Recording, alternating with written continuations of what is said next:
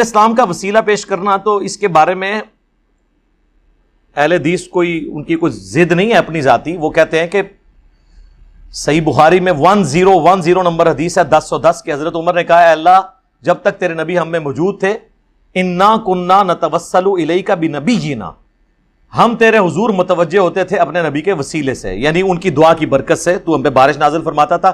اب ہم ان کے چچا کو لے کے آئے ہیں. تو حضرت عمر کا یہی عقیدہ تھا کہ رسول اللہ کی وفات کے بعد چونکہ اب ڈائریکٹ حضور سے کمیونیکیشن نہیں ہو سکتی. السلام علیکم ناظرین، اس حدیث کا مطلب بالکل یہ نہیں ہے کہ حضور علیہ السلام اگر موجود نہ ہوں تو ان کا وسیلہ نہیں دیا جا سکتا. اور بھی کئی احادیث ہیں، آپ یہ احادیث سنیں، یہ بیان سنیں، اس سے معلوم ہوگا کہ اگر نبی علیہ السلام موجود نہیں بھی تھے، غیب میں تھے، تب بھی آپ کا وسیلہ پیش کیا جاتا تھا. صحابہ کرام علیہم رضوان آپ کا وسیلہ پیش کرتے تھے. آئیں یہ بیان عقیدے درست کر لو، عقیدے درست کر لو. شان رسالت آپ کو قرآن سے سمجھو، نہیں 4-5 رٹی ہوئی آیتیں دے کر سیاق و سباق سے ہٹا کر مصطفیٰ کی شان کو گھٹانے سے توحید نہیں بنتی، تنقیص بنتی ہے. حضور کی شان اقدس اور عقیدہ رسالت کا ایک باب اور ہے، وہ یہ کہ آج ہم میں سے کئی لوگ ہم میں اس بات سے بھی گھبراتے ہیں کہ حضور کو وسیلہ بنانا چاہیے یا نہیں. اور یہ خیال کہ توسل کا کوئی بیان نہیں ہے عقیدہ دین میں اور توحید میں، یہ بھی انکار. وسیلہ کا لفظ کسی نے نہیں کھڑا، خود وسیلہ کا لفظ قرآن نے دیا ہے. اور ارشاد فرمایا گیا یا ایھا الذین آمنوا اتقوا اللہ وابتغوا الیہ الوسیلہ وجاہدوا فی سبیلہ لعلکم تفلحون. ایمان والو اللہ سے ڈرو اور اللہ کا قرب پانے کے لیے اس تک کوئی وسیلہ تلاش کرو. سورہ مائدہ آیت نمبر 35. پھر اللہ پاک نے فرمایا اولئک الذین یدعون یبتغون الی ربہم الوسیلہ ایہم اقرب ویرجون رحمتہ. یہ لوگ جو پوجا کرتے، عبادت کرتے ہیں، کچھ لوگ ملائکہ کی، فرشتوں کی پوجا کرتے ہیں، کچھ لوگ جنات کی کرتے تھے، کچھ لوگ حضرت عیسیٰ کی، کچھ حضرت عزیر کی، کچھ ان کے بت بنا کے پوجا کرتے. قرآن نے کہا جن کی یہ عبادت کرتے ہیں، خواہ وہ حضرت عیسیٰ ہیں یا حضرت عزیر، خواہ وہ جنات ہیں یا ملائکہ، جن کے بت بنا کے عبادت کرتے ہیں، قرآن نے کہا ان کا اپنا عالم یہ ہے کہ یبتغون الی ربہم الوسیلہ، وہ خود خدا کا قرب چاہنے کے لیے وسیلہ تلاش کرتے ہیں. ایہم اقرب، کہ کون خدا کے زیادہ قریب ہے تاکہ اسے وسیلہ بنائے اور خدا کا قرب پالے. تو قرآن مجید نے اللہ کے مقرب بندوں کو وسیلہ بنانا قرآن نے نص کے ذریعے واجب بنا دیا. ارے وسیلے کو عقیدہ توحید کے خلاف سمجھنا یہ قرآن کا انکار اور شریعت قرآنی کی سے جہالت. پوچھو حضرت یوسف علیہ السلام سے، جب ان کے والد حضرت یعقوب علیہ السلام کی بینائی چلی گئی تھی اور ان کے 11 بھائی حاضر ہوئے مصر میں، جب وہ وزیر تھے، بادشاہ تھے مصر کے، اور بتایا کہ حضرت یعقوب آپ کے والد آپ کے غم میں، جب ملاقات ہو گئی تھی، غم میں رو رو کے بینائی دے بیٹھے. اب قرآن کہتا ہے جب پتہ چل گیا کہ بینائی چلی گئی تو کیا کرتے؟ یوسف علیہ السلام ہاتھ اٹھا کے دعا کرتے، عرض کرتے باری تعالیٰ میرے والد حضرت یعقوب کی بینائی لوٹا دے. آج صرف یہی طریقہ بتایا جاتا ہے نا، صرف یہ. تو یوسف علیہ السلام نے یہ کام نہیں کیا، کر سکتے تھے. اللہ کے پیغمبر سے بہتر توحید کو کون جانتا ہے. کرتے باری تعالیٰ میرے باپ یعقوب کو بینائی دے دے. حضرت یعقوب علیہ السلام خود نبی ہیں، خود نبی، وہ خود دعا کرتے مولا مجھے بینائی دے دے. نہ حضرت یعقوب نے خود براہ راست دعا کی، نہ حضرت یوسف علیہ السلام نے کی. تو کیا کیا؟ جب پتہ چلا کہ بینائی چلی گئی، اپنا قمیض اتار کے دے دیا. قمیض اتار کر قرآن کہتا ہے اذهبوا بقمیصی ھذا فالقوہ علی وجہ ابی یأت بصیرا فلما ان جاء البشیر فالقاہ علی وجہہ فرتد بصیرا، اپنا قمیض اتارا، جو حضرت ابراہیم علیہ السلام کے وقت سے ان کے پاس چلا آتا تھا، اتار کے قمیض دیا اور کہا یہ میرا قمیض میرے والد حضرت یعقوب کے چہرے آنکھوں پہ رکھنا، اس کے وسیلے سے بینائی آ جائے گی۔ قرآن بول رہا ہوں، پر وہ قرآن بتاتا ہے کہ جب وہ قمیض لے کے بھائی آیا، حضرت یعقوب کے چہرے پہ رکھا، حضرت یوسف کے قمیض کے وسیلے سے بینائی لوٹ آئی۔ اب وسیلے کا انکار کرنا دو پیغمبروں کی سنت کا انکار ہے اور قرآن مجید کی نص کا انکار ہے۔ یہ کیسی جاہلانہ توحید ہے جو تمہیں وسیلے سے دور لے جا رہی ہے۔ آقا علیہ السلام کی اپنی سنت دیکھیے کیا ہے کہ حضور خود بھی وسیلے سے دعا کرتے۔ میں آپ کو حدیث دے رہا ہوں، اور یہ حدیث دے رہا ہوں، آج تک کسی محدث نے آقا کی اس دعا کی روایت کو رد نہیں کیا، رد نہیں کیا۔ اور وہ دعا کیا ہے کہ سیدنا علی المرتضیٰ کرم اللہ وجہ الکریم کی والدہ ماجدہ جب وفات پا گئیں، حضرت فاطمہ بنت اسد بن ہاشم آقا علیہ السلام کی چچی تھی، پالا تھا، پیار کیا تھا، وفات ہو گئی جب تو آقا کو بڑا غم تھا۔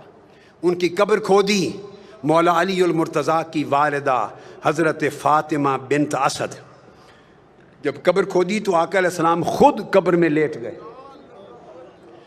پھر ان کو لحد میں اتارا گیا، لحد میں اتار کر جب اتار چکے تو آقا علیہ السلام نے خود قبر پہ کھڑے ہو کے دعا کی۔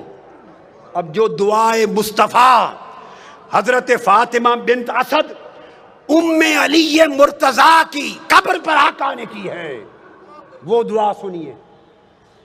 اس کے بعد وسیلہ مصطفیٰ کا انکار کرنا، اس کو چاہیے کہ دین اسلام چھوڑ دے، وہ بے ایمان۔ کسی محدث نے اس کو رد نہیں کیا۔ آپ نے دعا کی، اور دعا کی اللہم الذی، اللہ الذی یحیی و یمیت وہو حی لا یموت اغفر لأمی فاطمہ بنت اسد ولقنہا حجتہا۔ اے اللہ جو زندہ اور سلامت ہے اور قائم و دائم ہے، جو فوت نہیں ہوتا، میری ماں فاطمہ بن اسد کی بخشش فرما، اس کو اس کے کلمہ کی تلقین فرما، اور آگے وَوَسِّعْ عَلَيْهَا مَدْخَلَهَا، اس کی قبر کو اس پر وسیع کر دے، بے حق کے نبیے کا، تجھے تیرے نبی محمد مصطفیٰ کا وسیلہ۔ آقا علیہ السلام دعا کر رہے ہیں،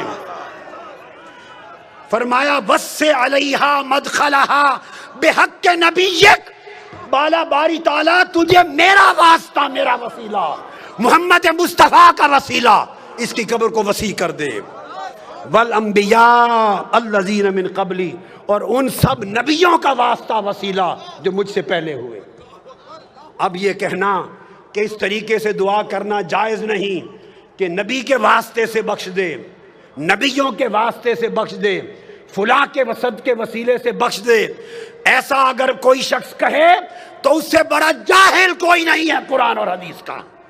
سیدنا فاروق اعظم نے کہا کہ آقا علیہ السلام نے فرمایا، آدم علیہ السلام جب زمین پہ آئے تو دعا کی، یا رب اسألک بحق محمد لما غفرت لی، میں تجھے واسطہ محمد مصطفیٰ سے بخشش مانگتا ہوں۔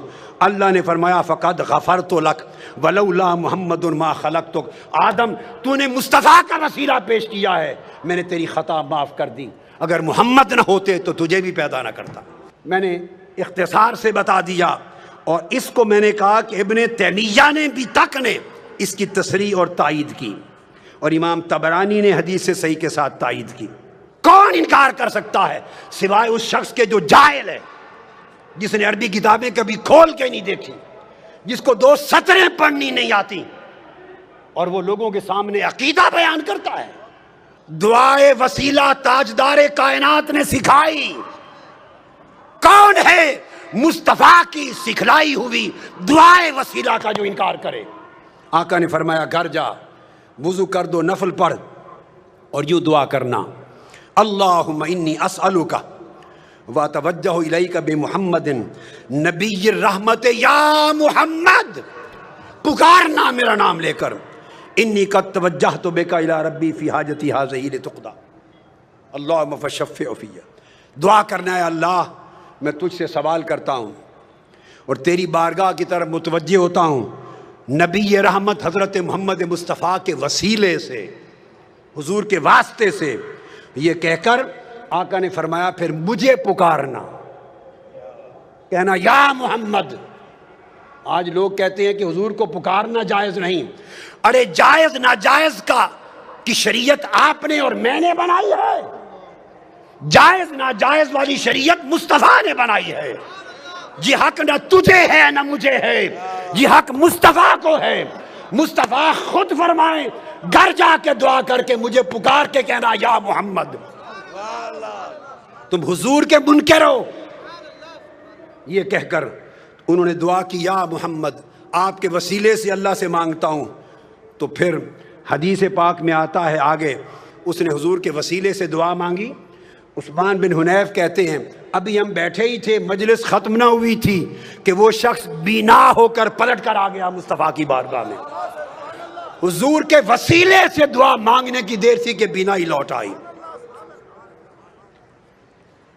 ये हुजूर की हयात पाक थी। अब बाज़ लोग ये कहते हैं कि वफ़ात के बाद हुजूर को नहीं पुकारना चाहिए और वफ़ात के बाद आज हुजूर से नहीं मांगना चाहिए, वफ़ात के बाद हुजूर का कोई वसीला नहीं। अरे खुदा के बंदो, अपने मन करत दीन को लोगों को बयान करके गुमराह न करो, वो दीन बयान करो जो मुस्तफ़ा ने सिखाया है।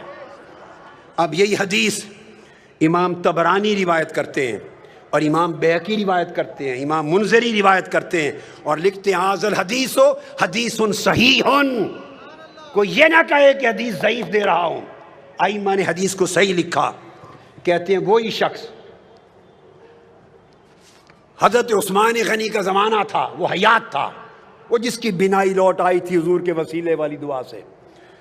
एक और शख्स था, उसको कोई काम था सैयदना उस्मान गनी के बार, वो बार बार जाता, दरवाजे के बवाब उसे मिलने न देते, उसकी हाजत पूरी ना होती, वो परेशान हो गया। अचानक उसकी मुलाकात उस्मान बिन हुनैफ वाली रिवायत में, वो जो नाबीना था, हदीसुद्दरीर, जो बीना हो गया था हुजूर के वसीले से, उससे हो गई। उसने कहा आओ घर जाके ये दुआ पढ़ो और हुजूर को पुकारो या मोहम्मद। आका अलैहिस्सलाम का दौर गुजर गया, सैयदना उस्मान गनी का ज़माना है।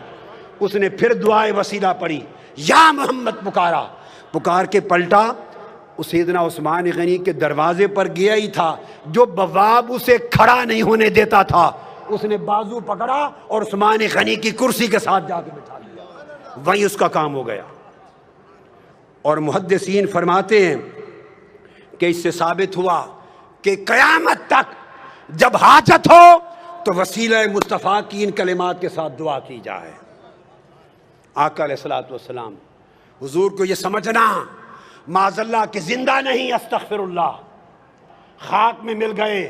अरे खुदा तुझे खाक में मिला दे, मुस्तफ़ा की बेअदबी करने वाले, तुम्हें खबर नहीं कि अंबिया के जिस्म को जमीन खा नहीं सकती, शुहदा के जिस्मों को नहीं खाती, औलिया के जिस्मों को नहीं खाती। तुम अंबिया की बात करते हो और फिर सैयदुल अंबिया की बात करते हो। माशाल्लाह आपने बयान सुना और डॉक्टर तहरुल कादरी ने हमें मुतमईन किया कि नबी अलैहिस्सलाम जब ज़िंदा थे तब भी नबी अलैहिस्सलाम का सहाबा वसीला देते थे। आपका इस दुनिया से पर्दा करने के बाद भी सहाबा कराम अलैहिम रिदवान आपका वसीला देते थे।